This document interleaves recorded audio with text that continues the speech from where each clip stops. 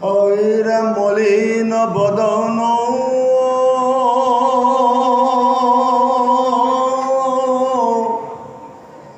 বহন ভূষণ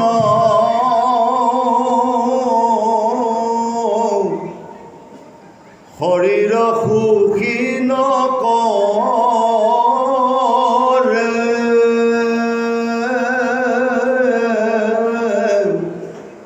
স্বামীতে সেমন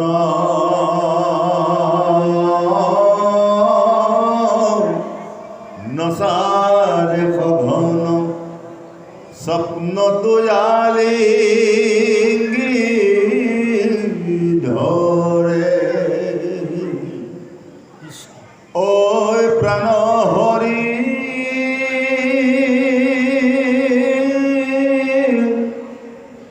মধুৰ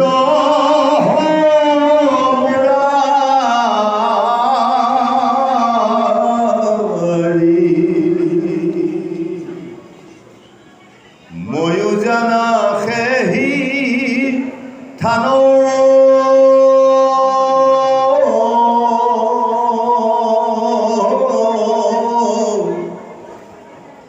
জগত জীবন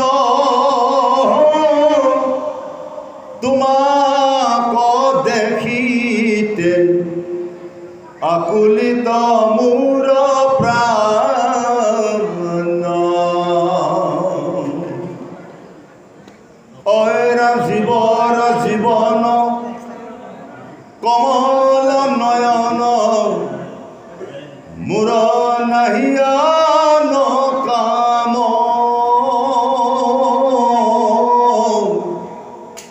তজু স্তুতি নতি নজানো ভকতি কৰিলো সুধা প্ৰণাম কৃষ্ণ উপদেশ এৰা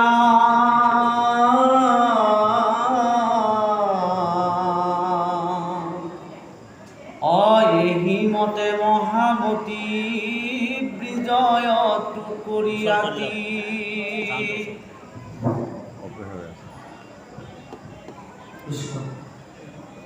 অমৃত্যু হৌক শ্ৰেষ্ঠ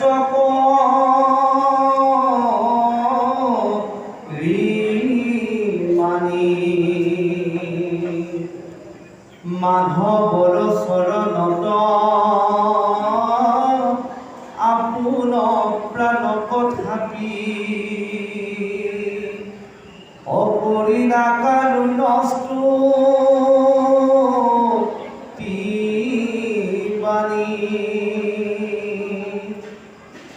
ৰাম শুনা শুদ্ধ বুধনৰ কৃষ্ণ কথা মনোহৰ অতৈলো কত নাহিয়া সুখ হৰিৰ চৰিত্ৰ মাত্ৰ মহায় অমৃতৰ পাত্ৰ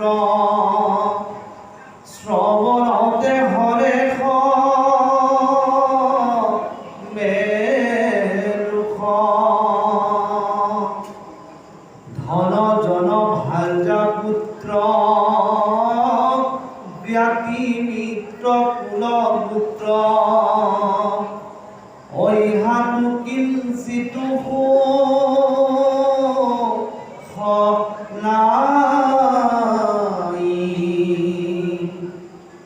শিমলিৰ ফুল দেখি ৰখি যেন থাকে পক্ষী ও পাছে তাৰ তোলাক নপাই এৰাম আৰু ধৰ্ম কৰ্ম যত সিও জানা কেহি মত কৃষ্ণ তবি মুখৰাহি সুখ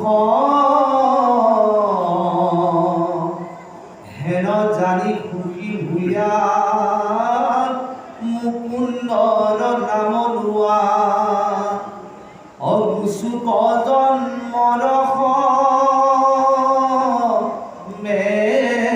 দুখ কৃষ্ণ কৃপালু বাপাই সমস্ত পাঠে আমাক কৈছে যে এহিমতে মহামতী বিজয়টো কৰি আতি মৃত্যু কৌক শ্ৰেষ্ঠ কৰি মানি মাধৱৰ চৰণত আপোনাৰ প্ৰাণক ভাবি কৰিলা কৰোণা স্তুতি গায়। সন্ত আৰু মহন্ত মৃত্যু কিন্তু ভয় নকৰে। সেইকাৰণে ভক্ত প্ৰহ্লাদে কৈছে ভকতৰ ভয় আছে কৈত্য। বিদ্যাপুৰ যদিও অসুৰ হয়নে, কিন্তু ভগৱানৰ একান্ত ভক্ত। সেইকাৰণে ভক্তি কৰিবৰ কাৰণে বোলে ডিগ্ৰীৰ প্ৰয়োজন নাই নাথাকে। আমি ভাবোঁ যে ভক্তি কৰিবলৈ বহুত ডাঙৰ জাতি, বহুত উচ্চ জাতি লাগিব, ব্ৰাহ্মণ হ'ব লাগিব, হয়নে বাৰু? বহুত ডাঙৰ জাতিত থাকিলেহে ভকতি হ'ব। সৰু জাতিৰ মানুহে ভকতি কৰিব নোৱাৰে। বহুত মানুহে ভাবে নহয়। ভগৱানে কৈছে অৰ্জুনক, মোৰ ভকতৰ প্ৰিয় জাত বিচাৰিলা চন্দালো পৰ্যন্ত ভজি পাৰিব। মোৰ ভকতৰ কেতিয়া তুমি জাতি নিবিচাৰিবা। চন্দালো যদি মোৰ ভকতি একান্তভাৱে কৰিছে, সেইজন বোলে ব্ৰাহ্মণতকো শ্ৰেষ্ঠ কৰিছে। গতিকে যক্ষ ৰক্ষ বৃক্ষ পশু পক্ষী পালে পাল, স্ত্ৰী পুত্ৰ অন্তজাতি অধম চাণ্ডাল। একাদশ খণ্ডত এইটো কৃষ্ণই উদ্ধৱক ৰহস্য ভক্তি কৰিছে। একেবাৰে জ্ঞানৰ একেবাৰে শুদ্ধ, যি জ্ঞানৰ জ্ঞান পৰম জ্ঞানৰ কথাটো একাদশ খণ্ড ভাগৱতত উদ্ধৱ কৰিছে। সেই উদ্ধৱ ভগৱানক প্ৰশ্ন কৰিলে উদ্ধৱে যে হে প্ৰভু, তোমাৰ ভকতি কৰিবলৈ বহুত ডিগ্ৰীৰ প্ৰয়োজন নেকি, বৰ কোৱালিটি লাগে নেকি? ভগৱান কৃষ্ণই কৈছে উদ্ধৱক, ইয়ে মাধৱে পুৰন্ত সখা, ইয়ে শুনা পৰিছে পঢ়ে দেবে হবে শাস্ত্ৰ, জানে চাৰি বেদ, তথাপি নোৱাৰে মোক কৰিতে ভকতি, নলবয় নৰ যেবে খণ্ডৰ সংগতি। কৰ্ণতক ভঞ্জ কৃষ্ণ কথা দুইপ কৰি, নাহি খেউ পাই সখী ভংগ কৰি। ভকতি কৰিবৰ কাৰণে বহুত শাস্ত্ৰ জানিব লাগিব বুলি কোনো কথা নাই বুলি কৈছে। লিখাও সেইকাৰণে মহাপুৰুষ গুৰুজনাই কৈছে যে নলাগে ভক্তিত দেৱ দ্বিজ ঋষি হইবে, নলাগে সংগীত বিস্তৰ শাস্ত্ৰ জানিবে, তপ জপ যজ্ঞ হবে বিৰূপণ, কেৱলে ভক্তিত তুষ্ট ভন্ত। খালি আমি এটা কাম কৰিব লাগিব, যত্ন কৰি কিন্তু সাধু হ'বলৈ লাগিব। যত্ন কৰি দেই। সেইকাৰণে ভাগৱতৰ কথা আমি কেতিয়ালৈকে শুনিব লাগিব? পিবত ভাগৱতম ৰসমালয়ম, পিবত ভাগৱতম ৰসমালয়ম, মুহুৰহু ৰসিকা ভূমি ভাব। আমি কেতিয়ালৈকে ভাগৱত পাঠ কৰিব লাগিব? বোলে আজি ভাগৱত 4 দিন শুনিব আৰু কাইলৈৰ পৰা বন্ধ কৰি দিলে নহ'ব। আমাক ভাগৱত কেতিয়ালৈকে পাঠ কৰিবলৈ কৈছে? পিয়ত ভাগৱতম ৰসমালয়ম। আলয়ম মানে প্ৰাণটো আমাৰ শৰীৰত আছে। যেতিয়া হৰি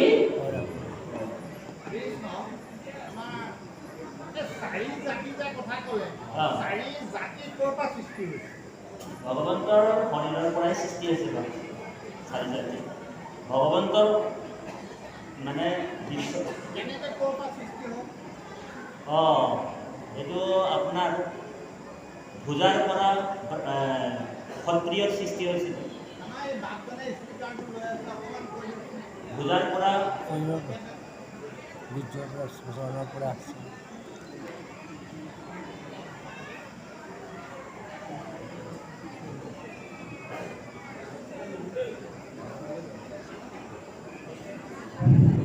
আমাৰ চাৰি জাতিৰ পিতৃ হ'ল ভগৱন্ত কৃষ্ণ। মুখৰ পৰা জন্ম হৈছে ব্ৰাহ্মণ, বাহুৰ পৰা ক্ষত্ৰিয়, উৰুৰ পৰা বৈশ্য, শ্ৰমৰ পৰা ক্ষুদ্ৰ। এই চাৰি জাতিৰ পিতৃ কৃষ্ণ। কিন্তু আমি এটা কথা জানিব লাগিব যে মুখৰ পৰা ব্ৰাহ্মণ হ'ল বুলি এটা ব্ৰাহ্মণ জাতি নহয়, কিন্তু বাহুৰ পৰা ক্ষত্ৰিয় হ'ল বুলি ক্ষত্ৰিয় এটা জাতি নহয়, ৰূপা যেতিয়া বৈশ্য হ'ল এটা বৈশ্য কিন্তু জাতি নহয়, শ্ৰমৰ পৰা ক্ষুদ্ৰ হ'লেও জাতি নহয়। আপোনালোকে চাব পাৰে এগৰাকী আই যেতিয়া গৰ্ভৱতী হৈ সন্তান এটা জন্ম হয়, সন্তানটোৰ ক্ষেত্ৰত যেতিয়া চোৱাবলৈ যায়, জ্যোতিষজনে কয় যে মুখত জন্ম। সেই সন্তানটো মুখত জন্ম বুলি ক'লে আপুনি জানিব সি কিন্তু অলপ ব্ৰাহ্মণ টাইপৰ হ'ব, শাস্ত্ৰ ভাগৰ প্ৰতি তাৰ আকৃষ্ট হ'ব, ভক্ত হ'ব। বাহুৰ জন্ম বুলি ক'লে জানিব সি ক্ষত্ৰিয় হ'ব পাৰে, যাৰ যুদ্ধ বিগ্ৰহ বা এইবিলাকত মন থাকিব। উৰুত হ'লে বৈশ্য হ'ব পাৰে আৰু চৰণত হ'লে ক্ষুদ্ৰ। কিন্তু একেগৰাকী আই পাকৰ গৰ্ভতে চাৰিটা সন্তান জন্ম হয়নি বাৰু ৰাইজসকল? একেগৰাকী। কিন্তু আমাৰ এটা কথা হৈ গ'ল, এটা জাতিয়ে পৰিৱৰ্তন হ'ল। সেইকাৰণে এটা অৰ্থবিলাক আমাক কৈছে যে শাস্ত্ৰ পঢ়িব লাগে জ্ঞানৰ নিমিত্তে। আজি এই গুৰুসকলৰ মুখে যে আমি শাস্ত্ৰ শুনিছোঁ আমাৰ জ্ঞান হ'বৰ কাৰণে আৰু এই তত্ত্ববিলাক আমি ভেদ কৰি জানিবৰ কাৰণে। কৃষ্ণ কৃষ্ণ আমাৰ পৰমশ্ৰদ্ধাৰ বাবুদাদাক আমি ভক্তিপূৰ্ণ সেৱা জনাইছোঁ। কৃষ্ণ। গতিকে ভক্তি কৰিবৰ কাৰণে নিৰ্দিষ্ট জাতি আমাক নালাগে। ভক্তিৰ ক্ষেত্ৰত আমি এইটোৱে কৰিব লাগিব, মহা ঈশ্বৰে আমাক কৈছে যে আমি যত্ন কৰি সাধু সংগত যাব লাগিব। ইতৰ প্ৰাণীও ভগৱন্তৰ ভক্তি কৰি ভৱসংসাৰ পাৰ হৈছে, বৈকুণ্ঠলৈ পাইছে। হয়নে বাৰু? তাৰ উদাহৰণ দিছে। সেইকাৰণে উদ্ধৱক কৃষ্ণই কৈছে, হে উদ্ধৱ, ৰাম। উদ্ধৱে প্ৰশ্ন কৰিছে যে প্ৰভু, তোমাৰ ভক্তি কৰিবলৈ হ'লে ৰাক্ষসকল, এই বিদ্যাপুৰতো এজন ৰাক্ষক আছিলে, অসুৰ আছিলে, হয়নে প্ৰভু? সেইজনো কেনেকৈ ভকত হ'ল? বিদ্যাপুৰনো কেনেকৈ ভকত হ'ল? অসুৰজনো কেনেকৈ ভকত হ'ল? ভগৱানে উদ্ধৱক কৈছে, উদ্ধৱ, ৰাম সাধু ভংগে অনেক পাইলে মোৰ গতি, দেও লেখা সখী কাৰণ শুনি সম্প্ৰতি, যক্ষ ৰক্ষ বৃক্ষ প্ৰভু পক্ষী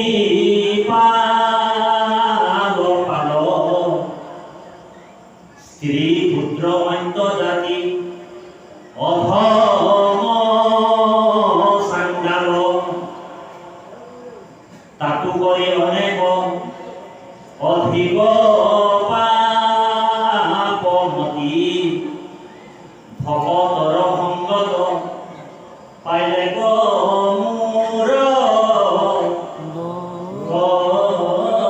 গতি। ভকতৰ সংগ কৰিছে। এতিয়া ভকতৰ সংগ ল'বলৈ কৈছে, এতিয়া আমি ভকত কোনজন সংগ ল'ব লাগিব? ভকতৰ সংগত ক'লে চবে গতি পাব বুলি কৈছে। ৰাম বিভীষণ বিষ প্ৰভা ভয়াৰ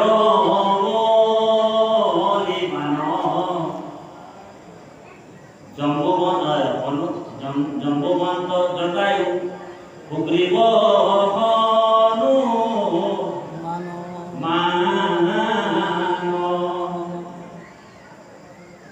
মালাকাৰ পুঁজি ব্যাধ ধৰ্মটো নাধাৰ, দ্বিজ ভাইজা ব্ৰজবাসী গোপীয় নাচাৰ, বোলে নাহি তপব্ৰত শৌচ নপঢ়ি না বেদ, নজানয় জ্ঞান একো নাহি শাস্ত্ৰ হেন। গতিকে হনুমাননো কোনটো কলেজত পঢ়িছে, কোনটো শাস্ত্ৰত পঢ়িছে, ক'ত ডিগ্ৰী লৈছে? তেওঁতো ঈদৰ প্ৰাণী আছে, তেওঁতো ভগৱান কৃষ্ণ ভগৱান ৰামক লগ পাইছে, বৈকুণ্ঠত অফাৰ পাইছে, কিন্তু হনুমান বৈকুণ্ঠত নগ'ল। ইয়াৰ কথাটো আছিলে, আমি পিছত কম আৰু কেতিয়াবা। জটায়ু পক্ষী আছিল, তেওঁ ভগৱানৰ প্ৰাণ পাইছে। সেইকাৰণে অসুৰ যোনিত গৈও যদি একান্ত ভগতৰ সং কেনেবাকৈ পাব পাৰে। অসুৰ যোনিতো কিন্তু ভগৱানৰ সং পাইছে, বিদ্যাধৰ। মানে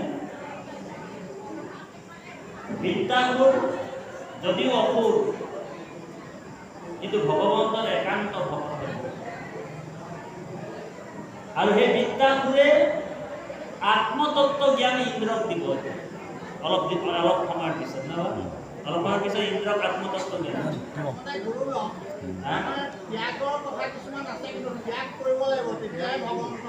হয় হয়, আমাৰ বাপজনে ত্যাগৰ কথা কৈছে। এতিয়া আমি পাঠৰ অকণমান পাঠ ভিত্তিত আলোচনা কৰি দিওঁ।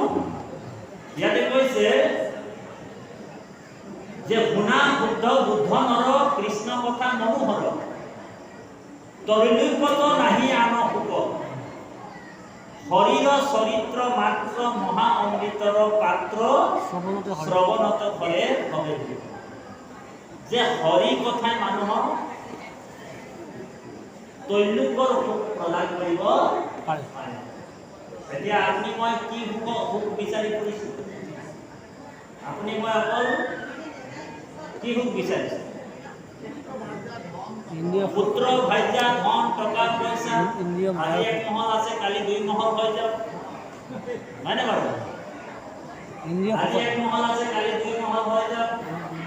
এইবিলাকে আমাৰ পৰম লাভ বুলি ভাবি আছে। এইটোৱে আমাৰ পৰম লাভ, হয়নে বাৰু? কিন্তু শাস্ত্ৰই আমাক এইবিলাকক পৰম মহালাভ বুলি কোৱা নাই। ভাগৱতে আমাক কৈছে পৰম লাভ হৈছে, মহালাভ হৈছে কি জানেনে? জন্মে লাভ परम पुंसा अंते नारायण स्मृति। जन्म लाभ हो परम पुंसा अंते नारायण स्मृति। जन्মৰ परम लाभ হৈছে আমাৰ জীৱনত আমি অন্তিম সময়ত কৃষ্ণ নাম ঈশ্বৰৰ নামটো আমাৰ মুখৰ পৰা অহাটোকে জন্মৰ परम লাভ বুলি কৈছে। ও হৰি ও ৰাম। সেইকাৰণে মুনিবিলাকো যত্ন কৰি থাকে, ঋষিবিলাকো যত্ন কৰি থাকে, যোগীসকলো যত্ন কৰি থাকে যে যত্ন কৰি থাকো যাতে আমাৰ অন্তিম সময়ত ভগৱন্তৰ নামটো যাতে আমাৰ স্মৰণ হয়। আমাৰ বাবাই ভাইসকলে অকল ভয় কৰে। ভাইসকলে অলপ ভয় কৰে, কাৰণ যিসকল গুৰুৱে ঈশ্বৰৰ সন্মুখ কৰাব নোৱাৰে সেইসকল গুৰুক ত্যাগ কৰিবলৈ ভয়। আচলতে শাস্ত্ৰই কৈছে সেইসকল গুৰুক ত্যাগ কৰিব লাগে। তেনেকুৱা বহু গুৰু আছে যিসকল গুৰুৱে মানে ভগৱন্তক দৰ্শন কৰাব নোৱাৰে, বা যিসকল স্বামীয়ে আইসকলক ভাগৱত অনুষ্ঠানলৈ আহিবলৈ নিদিয়ে, বাধা কৰি ঘৰতে থৈ আহে, সেইসকল স্বামীকো ত্যাগ কৰিব দিছে। ত্যাগ নকৰিলে কিন্তু ভগৱন্তক নাপায়। কাৰণ আমাৰ ভাগৱতত কৈছে কোনে কেনেকে ত্যাগ কৰিলে। গুৰু ত্যাগ কৰিছে বিৰোচন নন্দন, ভাতৃ ত্যাগ কৰিছে ভক্ত বিভীষণ, হয়নে বাৰু? পিতৃ ত্যাগ কৰিলে ভগৱন্ত অতি ভক্ত প্ৰহ্লাদে, হয়নে বাৰু? মাতৃ ত্যাগ কৰিছে ভক্ত ভৰতে, ভৰতে মাতৃ ত্যাগ কৰিছে। আৰু স্বামী ত্যাগ কৰিলে ভাগৱত শুনি গোপীসকলে, আৰু সৰ্বদেৱতাক ত্যাগ কৰিলে ভিদু বুলি, ভিদুৰে ত্যাগ কৰিলে নিজৰ জ্ঞাতিগণ শুনিও সাৱধানে শাস্ত্ৰৰ বচন। এইসকল যেতিয়ালৈকে শাস্ত্ৰ ভাগৱতৰ বা ভগৱন্তৰ নামত আহোঁতে বন্ধ কৰা আগতক ত্যাগ কৰিব লাগে, হয়নে বাৰু? আমিও যেতিয়া এতিয়া গুৰুজনাই কৈ থৈ গৈছে, আমি যেতিয়া 3 বছৰলৈ ক'ৰবাত নামলৈ যাওঁ, আমাকো বাধা কৰে বা নিন্দা কৰে, নিন্দা কৰিলেও মানিবলৈ হাক দিছে। আমাৰ গুৰুজনাই কৈছে সোণা হীৰা কলিযুগৰ নাৰী নৰ নিন্দিলেও নেৰিবা কিন্তু ভক্তি মাধৱৰ। তোমালোকেও নিন্দা কৰিব কিন্তু কেতিয়াও ভগৱন্তৰ ভক্তি নেৰিবা। সুন্দৰ কথা কৈছে বাবে যে নিন্দিলেও নেৰিবা কৃষ্ণৰ ভক্তি। আমাক নিন্দা কৰিব পাৰে, কোনোবা বাধা কৰিব পাৰে, বা আমাৰ বাপজনে বাপজনক আইগৰে কিবা যিসকল ভকতি পৰায়ণী আই নাথাকে, ধৰ্ম পৰায়ণী আই নাথাকে, আই মাতৃ নাথাকে, কণ্টিনিউ যদি কৰি থাকে তেওঁ যিটো ষ্টেটত লৈ যাব বিচাৰে সেই আইসকলে সদায় বাপজনক বাধা দিয়ে ভাগৱত ওলাই। আমাৰ বাগানৰ ভাষাখন কৈছিলে দেখাও নেকি? দেখাও নেকি মানুহ? আমি বাগানৰ ভাষাখন নিশ্চয় ভাদৰ মাহত বোলে ভাগৱত চলি আছে, ভাদৰ মাহত গধূলি ভাগৱত চলি আছে। আইগৰাকীয়ে কৈছে যে বোলে তুই বোলে আজিও গেলি ভাগৱতে, কালিও গেলি ভাগৱতে, বোলে সব দিন যদি তুই ভাগৱতে যাই থাকবি তো ঘৰেৰ বাজাৰটা কে কৰবে? হ্যাঁ এনেকুৱা বাধা দিয়ে বোলে তই বোলে আজিও গেলি ভাগৱতে, কালিও গেলি ভাগৱতে, সব দিন যদি তুই ভাগৱতে যাই থাকবি তো ঘৰৰ বাজাৰটো কোনে কৰিব? এনেকুৱা আইসকল কয় ন কিছুমান আই, হয়নে বাৰু? আইসকল কিছুমান এনেকুৱা আছে, আপুনি নামঘৰলৈ আহক বুলি ক'লে মানে কিন্তু নামঘৰলৈ আঁঠু বিষ, ভৰি বিষ এনেকুৱা দেখুৱাই দিয়ে, কিন্তু শ্বপিং কৰিবলৈ যাওঁ বলা বুলি কৈ দিলে বজাৰলৈ যাম, 5 মহলৰ ওপৰলৈ উঠি যাব। এনেকুৱা আমাৰ বাপসকলেওতো কেতিয়াও আইসকলক বহুতে ঘৰৰ পৰা ওলাব নিদিয়ে, কেতিয়াও ভক্তি কৰিব নিদিয়ে। সেইকাৰণে আইসকলে জানিব লাগে এইসকল মায়াস্বামী, এইসকলে আপোনালোকক ৰক্ষা কৰিব নোৱাৰে।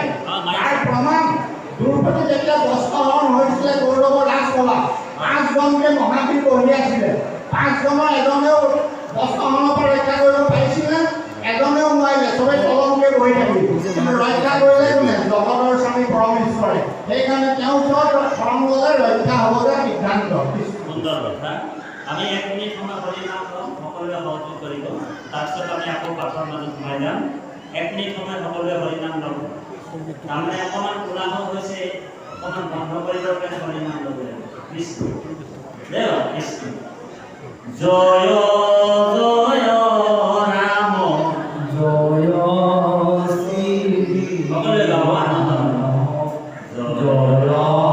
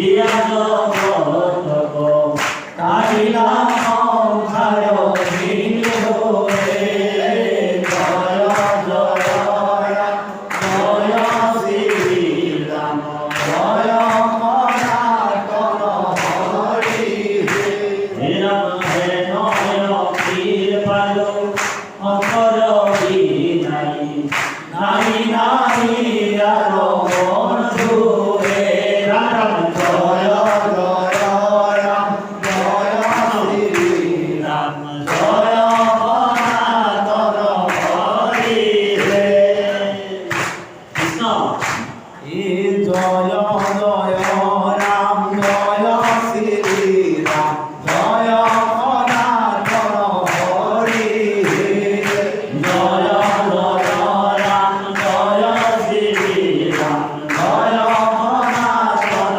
হরি হে রাম শ্রীমন্ত শঙ্কর হরি ভগতর জানা দেব সর্বতরুরে হে জয় জয় রাম জয় শ্রী রাম জয় সনাতন হরি হে রাম কান্ত নাই নাই নাই নাই আমার পরম গুরু রে রাম জয় জয় রাম জয় শ্রী রাম জয় সনাতন হরি হে কৃষ্ণ কৃষ্ণ গতিকে ধন ভাইজা পুত্ৰ জ্ঞাতি মিত্ৰ কুল পুত্ৰ ইহাতো কিঞ্চিতো সুখ নাই হিমৰুৰ ফুল দেখি ৰখি থাকে যেনে পক্ষী পাছে তাৰ তুলাকত নাপায় গতিকে পক্ষীসকলে হিমৰুৰ ফুলটো চাই ভাবে যে ইয়াৰ পৰা বৰ সুগন্ধি কিবা বস্তু দৰকাৰ খবৰ ভাল বস্তু খোৱা বস্তু ওলাব বুলি পক্ষীয়ে এই হিমৰুৰ গছত বহি কিনি চাই থাকে চাওঁতে চাওঁতে কি হয় দুদিন যায় তিনিদিন যায় যেতিয়া ওলাবলৈ খাব 10 দিন মান পাৰ হৈ যোৱাৰ পিছত তাত এটা চূড়া ওলাই ফাটি যায় বতাহত ওলাই গৈছে উৰি গুচি যায় পক্ষীজনীয়ে চাই থাকোঁতে গুচি যায় বতাহত উৰি যায় চূড়া উৰি গুচি যায় ঠিক আমাৰ জীৱনতো হয় ধন জন টকা পইচা আদি আছে আৰু কালি নাই। ও হৰি ও ৰাম। ও ৰাম হয় না। যত হাংসা ধন ধান পুত্ৰ পৰিবাৰ মৰিলে সংগে এক ৰতিও নাযায় নাযায় পাঠৰ মাজত আকৌ সোমাই যাম কৃষ্ণ দেখা সমিতা ভাই আগতে মৰিয়া যায়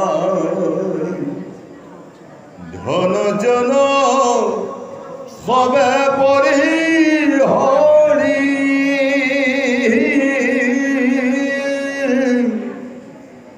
এতিক্ষণে আশা ভালে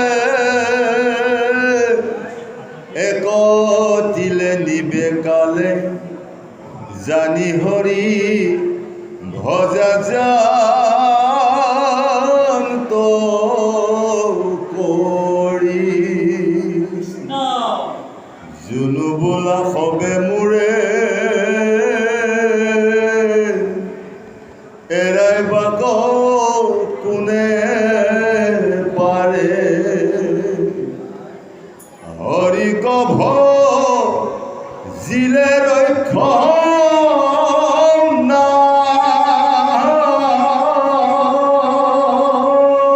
নাই হেন বুদ্ধি কৰি যদি হৰি কন ভজা যেবে অধুগতি যাইবা সমুদায় রাম হরিত ভকতি করি অদ্বন্দ্বে কতে মরে যদি অনুহিখিনহে বাঘে মারি খায় তথাপি সেহিখে ধন্য সাধিলে সকলে পুণ্য বৈকুণ্ঠপুৰ তলয়ে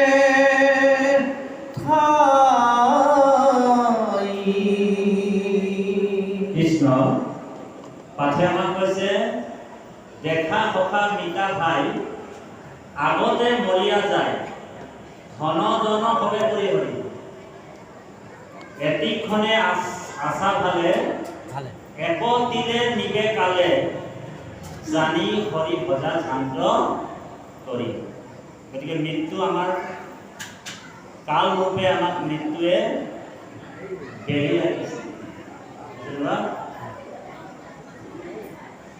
কাল ৰূপে আমাৰ মৃত্যুৱে আমাক অজগৰৰ নিচিনা কাল হৈছে অজগৰ এই গিলিম হৈ আছে সময় সুবিধা পালে ঔ হৰি ঔৰাম কৰিব মানে টুকুটি কিনিব দিয়া সময় কাল বুলি বস্তু বৰ বেলেগ বস্তু আজি আছে আমাৰ হয়তো কালি আমাৰ প্ৰাণটো নাথাকিবও পাৰে সেইকাৰণে কচুপাতৰ পানী কোনেও নাজানে যে আমাৰ অহাকালিলৈ কি হ'ব গতিকে প্ৰাৰব্ধ যিমানটো আমাৰ লিখি ৰাখিছে ভগৱন্ত তিথিয়ে যিমানটোৱে হ'ব তাতকৈ বোলে কমো নহয় তাতকৈ বেছিও নহয় ব্ৰহ্মা ভুৱনতো বোলে মৃত্যুৱে আমাক নেৰিব বুলি কৈছে ব্ৰহ্মৰ ভুৱনতো মৰণ আছে ব্ৰহ্মাৰো মৰণ আছে ভাগৱতে সিদ্ধান্ত দিছে হে ৰাম শুনা সদা সদ পদ হে পঢ়িলো সাক্ষাৎ ব্ৰহ্ম ভুৱনত নেৰাই মৰণৰ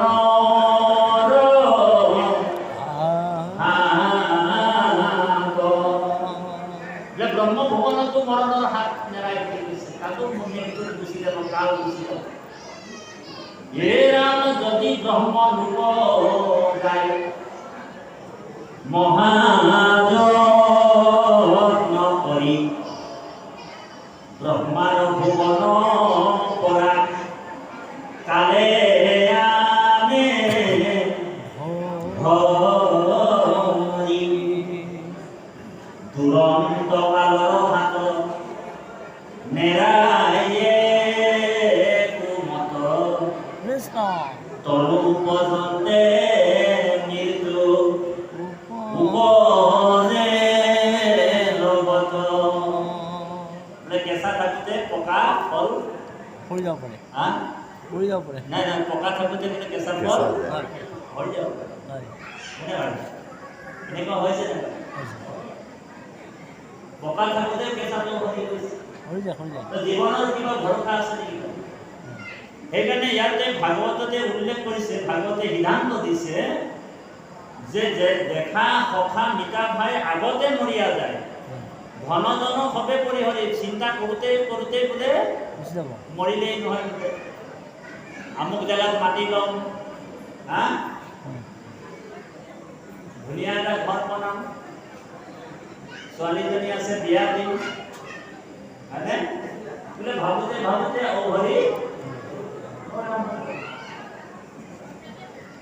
বোলে কালে আহি কিনে সময়ত বোলে তাৰ কাম কৰি পেলাম সেইকাৰণে পাঁচটা বস্তু আমাৰ গৰ্ভতে সকলোৰে নিশ্চিত হৈ আছে ধ্যান দিওঁ সকলোৰ গৰ্ভতে আমাৰ পাঁচটা বস্তু নিশ্চিত হৈ আছে কি কি বোলে আয়ুষ কৰ্মচ বিত্তং বিদ্যা নিভম এই পাঁচটা বস্তু বোলে আয়ুষ কৰ্মচ বিত্তং বিদ্যা নিভম বোলে পঞ্চতানি গৰ্ভস্থু দেহিনাম সৃজন্তে দেহিনাম এই পাঁচটা বস্তু মাকৰ যেতিয়া আমি গৰ্ভত স্থিতি হ'লো তেতিয়াই বোলে এই পাঁচটা বস্তু আমাৰ নিশ্চিত হৈ গ'ল ধ্যান দি শুনিব বৰ গুৰুত্বপূৰ্ণ কথা কি বোলে আয়ু আমাৰ আয়ুটো কিমান দিন জীয়াই থাকিম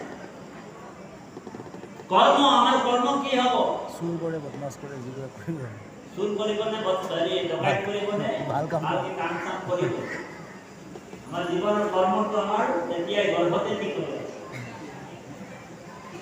বিত্তম মানে জীৱিকা কি হ'ব জীৱিকা কি বিদ্যা ই কিমান পঢ়িব ধ্যান দিব বৰ গুৰুত্বপূৰ্ণ কথা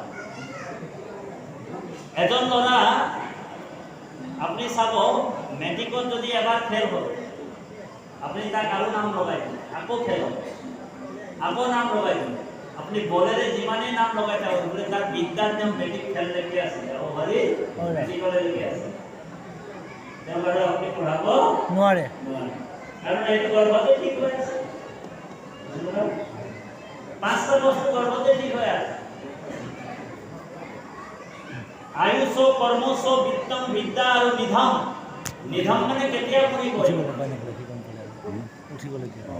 এই পাঁচটা বস্তু মাকৰ গৰ্ভতে আমাৰ সকলোৰে ঠিক হৈ আছে সেইকাৰণে ৰজা পৰীক্ষিতে তৰুণ কালতে নিজৰ দেহ ত্যাগ কৰে তৰুণ কালতে পৰীক্ষিতৰ নিচিনা বৈষ্ণৱ আছিলে নেকি কোনোবা ধ্যান দিয়ক বৰ গুৰুত্বপূৰ্ণ কথা দেই বা পৰীক্ষিতৰ নিচিনা বৈষ্ণৱ আছিলে নেকি কোনোবা বহুত ভৱিষ্যত পৰীক্ষিতৰ নিচিনা বৈষ্ণৱে ওলাব খুজিছে গৰ্ভতে যিজন ভগৱানক দৰ্শন কৰিছে ৰজা পৰীক্ষিত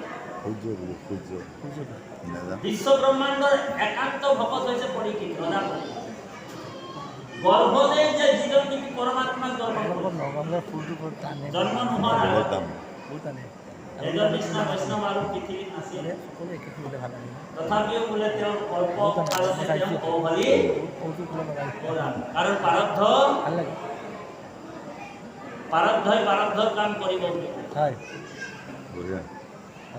প্ৰাৰব্ধই প্ৰাৰব্ধৰ কাম কৰিবই আমাক সেইকাৰণে আমাক ইণ্ডিকেশ্যন বিলাক ভগৱানে পঠাই আছে দেই ইয়াৰ পৰা চুলিটো পকিবলৈ আৰম্ভ কৰিছে তাৰমানে এইটো আমাক প্ৰথম ইণ্ডিকেশ্যন দিছে সংকেত দিছে তই এতিয়া সাধুৰ সময়লৈ যা ভকতৰ সময়ত কৃষ্ণ কথা শুন এইটো আমাক ফাৰ্ষ্ট ইণ্ডিকেশ্যন দিছে ভগৱান ইয়াৰ পৰা চুলিটো পকিছে কিন্তু তথাপিও মানুহবিলাকে কি কৰে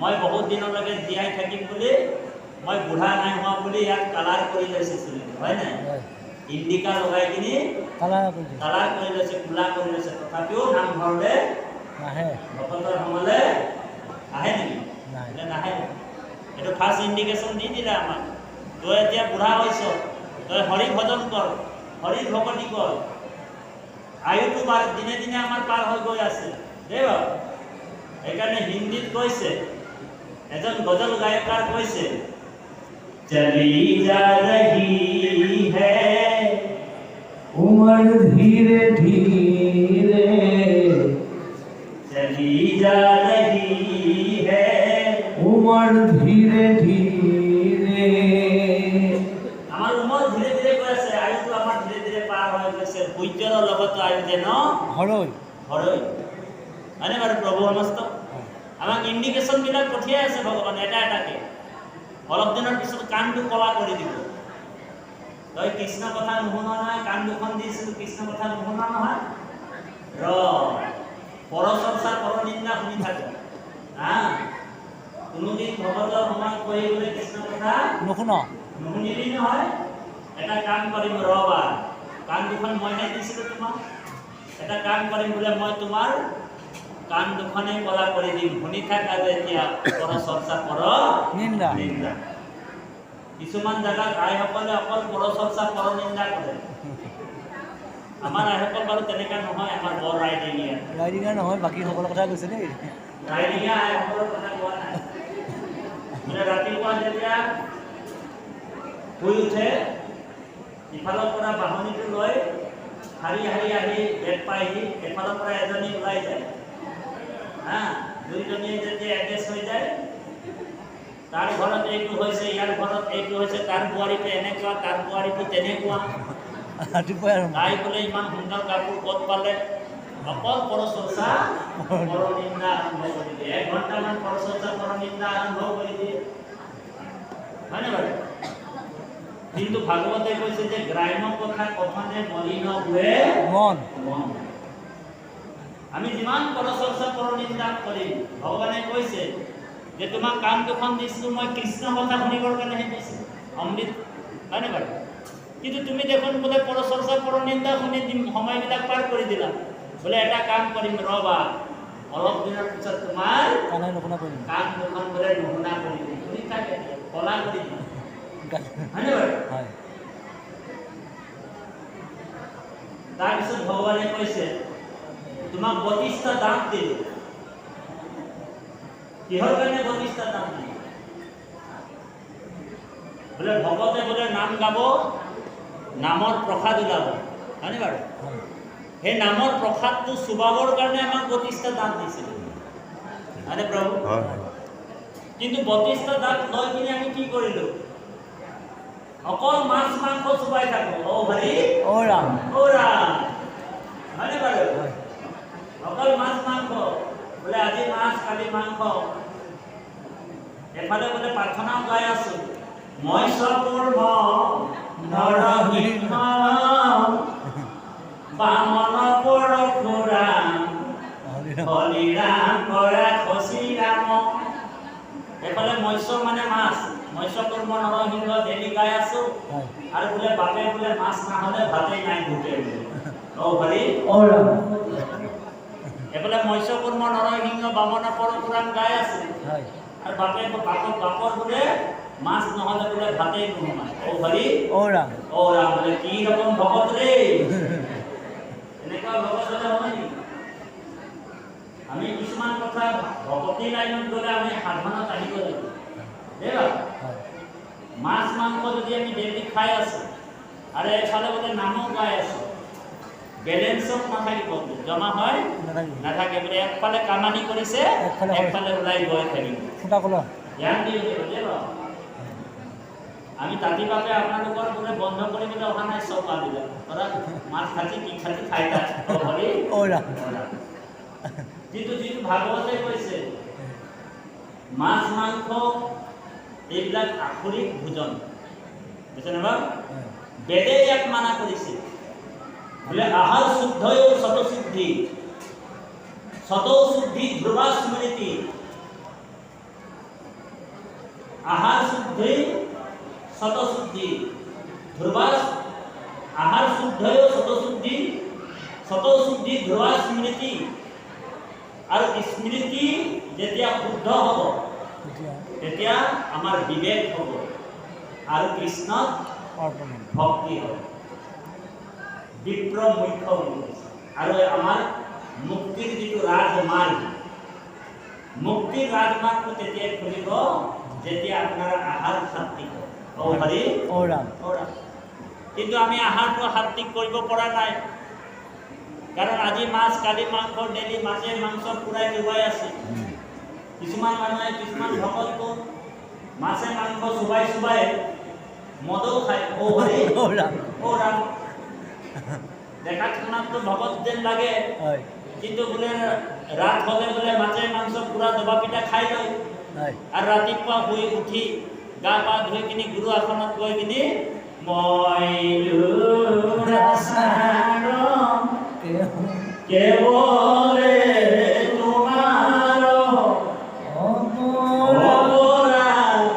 অপৰাধীনাৰায়ণ হৰিও বহৰি লয়ুৰা হৰি পখিলো হেৰা ভগৱানটো ভাবে কি রকম ভগত রে বলে রাত্রি হলে বলে মাঝে মাংস মধ্যে পুরা দাবাই দিল হ্যাঁ আর সকাল হলে বলে গা পা ধুই কিনে মই দুৰা ছাৰ ৰাতিপুৱা বলে হই কিনে গা পা ধুই কিনে বলে মই দুৰা ময়দুৰা গায় আছে বলে ও হৰি ও ৰাম ও ৰাম তথাপি মানে ভগৱানে অকমান তাক মানে ক্ষমা কৰি দিয়ে দেই ভগৱানে আগত কি কাৰণে অকমান ক্ষমা কৰি দিয়ে জানেনে যেতিয়া বোলে কেৱলে তোমাৰ অপৰাধী নাৰায়ণ কৈ থাকে নহয় ভগৱান কৈছে যে মোক অকমান বেয়া লাগি যায় কাৰণ মোৰে বোলে ভগত হয় উপায়টো নাই আৰু এদিন নহয় এদিন নহলে এদিন বোলে সি মা হা এৰিব।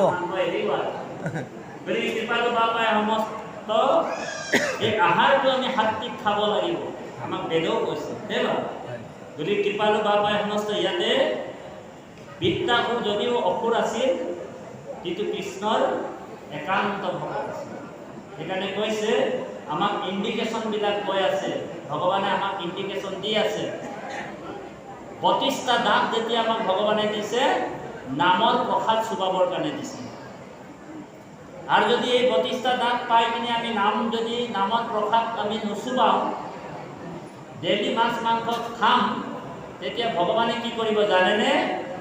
ভগৱান ভাবিব ইয়াৰ বোলে মই আজি অলপ দিনৰ পিছত 32টাই উঠাই লৈ গুচি যাম। আৰু যেতিয়া 32টা উঠাই লৈ যাব, ইয়াততো এটাও জাতেই নাই। বোৱাৰীয়ে বোলে মাংসৰ বাতিটো আনি দিছে শহুৰক, এইবাৰ বোলে তুই বোলে মাংসগিলা খাই দে। তেতিয়া বোৱাৰীটোক শহুৰে কৈছে, এ মা বোলে মাংসগিলা লি যা, বোলে জোৰটা দিলেও হয়, বোলে মাংসগিলা লৈ যোৱা, তেতিয়া বোলে জোৰটো দিলেও হ'ব। তথাপিও বোলে জোৰৰ প্ৰতি আসক্তি আছে। সেইকাৰণে ভাগৱত শুনি আমাৰ আসক্তিবিলাক আমি দূৰ কৰিব লাগিব। ধ্যান দি শুনিব, বৰ গুৰুত্বপূৰ্ণ কথা। ৰজা পৰীক্ষিতে ভাগৱত শুনাৰ পিছত তেওঁৰ আসক্তিবিলাক দূৰ কৰিছে। 7 দিন ভাগৱত শুনাৰ পিছত যিটো মোৰ বুলি ভাবি আছিল, মই বুলি ভাবি আছিল, এই দেহাটো মোৰ বুলি ভাবি আছে, পুত্ৰ পৰিবাৰ 61 ৰজা, হয়নে বাৰু? ভাগৱত শুনাৰ পিছত কি কৈছে বাৰু ৰজা পৰীক্ষিতে? এ ৰাম গৃহ অন্ধকূপতে পৰিলো মই পাপ, কৃষ্ণৰ কৃপাতে পাইলো ঋষি সাপ। আজি কৃষ্ণই মোক কৃপা কৰি ঋষি সাপ দিছে, ভাল হ'ল। ঋষি সাপটো পাই কিনে মোৰ ভাল হ'ল। কোনে কৈছে? ৰজা উপলব্ধি কৰিছে। জানন্ত বিফলে যায় ভিতৰ সন্ততি, সাপ দিয়াই উপজয়লা অমূৰ বীৰপতি। বোলে সাপ নহে ইটো মূৰ পৰম প্ৰসাদ, গৃহ শৰীৰ মূৰ কৰিলা উৎসাহ। যিটো মই বুলি ভাবি আছিলো, মোৰ বুলি ভাবি আছিলো, আচলতে মোৰ দেহাটোও মোৰ নহয় বুলি কৈছে। সেইকাৰণে কৃপালু বাবাই সমস্ত এই কথাটোকে ইয়াতে বিত্তা কৰে ভগৱন্তৰ আগত স্তুতি কৰি কৈছে, হে প্ৰভু, যে দেখা সখা মিতা ভাই আগতে মৰিয়া যায়, ধন সবে পৰিহৰি, এতিখনে আশা ভালে একতিলে নিবে কালে, জানি হৰি ভজা ধ্যান্ত কৰি। তাৰপিছত কৈছে, জুনু বোলা হবে মূৰ এৰাই বাক কোনে পাৰে, হৰিকে ভজিলে ৰক্ষা নাই, হেন বুদ্ধি কৰি যদি হৰিক নভজা যাবে, অধুগতি যাইবে সমুদায়। তাৰপিছত কৈছে, হৰিত ভকতি কৰি দণ্ডে কত মৰে যদি। ধ্যান দি শুনিব, আজি আপোনালোক ভকতি কৰিছে, কৃষ্ণ কথা শুনিছে, কাইলৈ কেনেবাকৈ যদি আপোনালোকৰ প্ৰাণ গুচি যায়, কিবা এটা আপোনালোক বিয়োগ হৈ যায়, মৰি যায়, তথাপিও আপোনালোক নাভাবিব যে আমাৰ গতি নাই বুলি। ভাগৱতৰ 10ম স্কন্ধত ইয়াৰ সিদ্ধান্ত দিছে, এ ৰাম জীয় যদি পঞ্চদিন বিষ্ণু ভক্ত নৰ, কৃষ্ণ তথাপি তাৰে জানা জীবন সফল। জীয় যদি 5 দিন বিষ্ণু ভক্ত নৰ, তথাপি তাৰে জানা জীবন সফল। বোলে পৰম দুৰ্মতি যিটো ভক্তিহীন নৰ, জীয় যদি বহু কাল সহস্ৰ বছৰ। বোলে কোনোবাই 110 বছৰ জীয়াই আছিলে, কিন্তু কোনোদিন বোলে নামঘৰলৈ নাহে।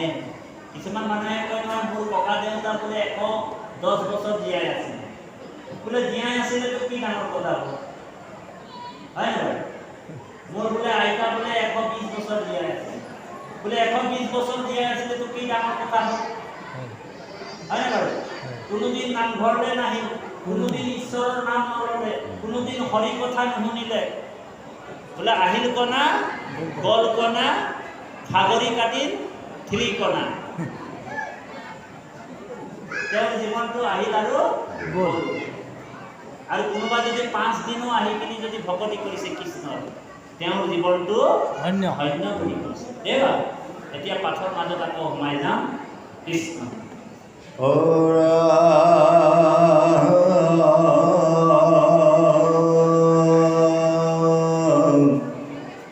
হৰিত বিমুখ হৈয়া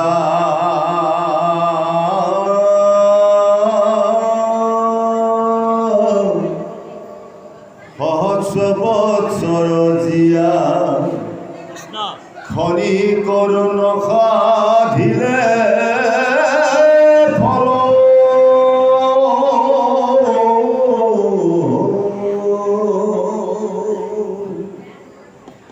মৰিলে মাত্ৰকে আহি জমদূতে বান্ধি নিয়া ভুঞ্জাই বেক যাতনা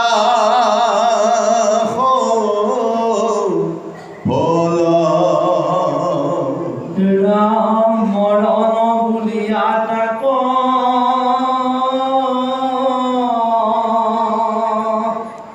অজমদূতে নেই যাব অনেক বিকৃতি শাস্তি কৰি ও ৰাম হৰি বোলা বুলি সোমৰাই উচ্চ কৰি ও তথাপিনো বোলে সিটো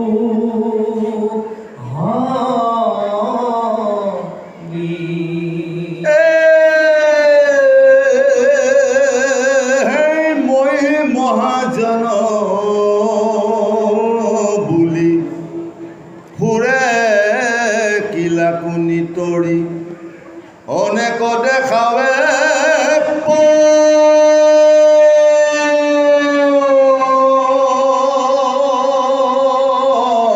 পণ্ডিতালি যেবে নেনে জমদূতে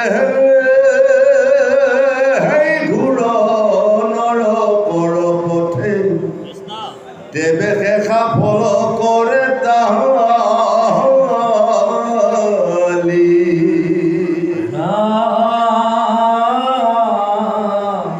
সেহিহে বাপৰ বেটা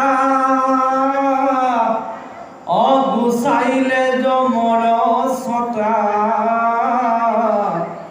হৰিক ধৰিলে দৃঢ় কৰি অজমৰ ভাঙিলে খণ্ড ভৈলা পূৰ্ণিমাৰ চান্দ্ৰ ফুৰে গোবিন্দৰ নাম ধৰি ঐ ৰামে ধন্য তাৰ জাতি কুল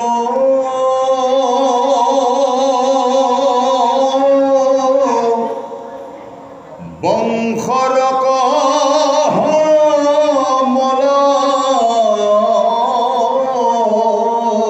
ফুল ভৈলসীটো তাৰিলে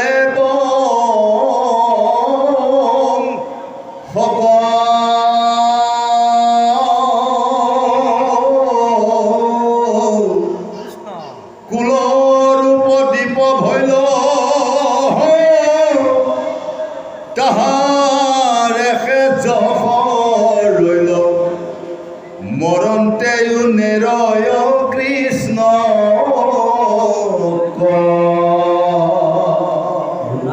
মুকুন্দৰ কথা কেদি গুৰি যথা কথা তাণ্ডবিনে গতি নাই কেৱ অকৃষ্ণ কৰিও সেৱা কৃষ্ণে খে পৰম দেৱ কৃষ্ণে খে পৰম ইষ্ট দেৱ কৃষ্ণ পদ বন্দী মনে শ্ৰীচন্দ ভাৰতী ভনে কৰা নৰ হৰি পৰি ত্ৰাণ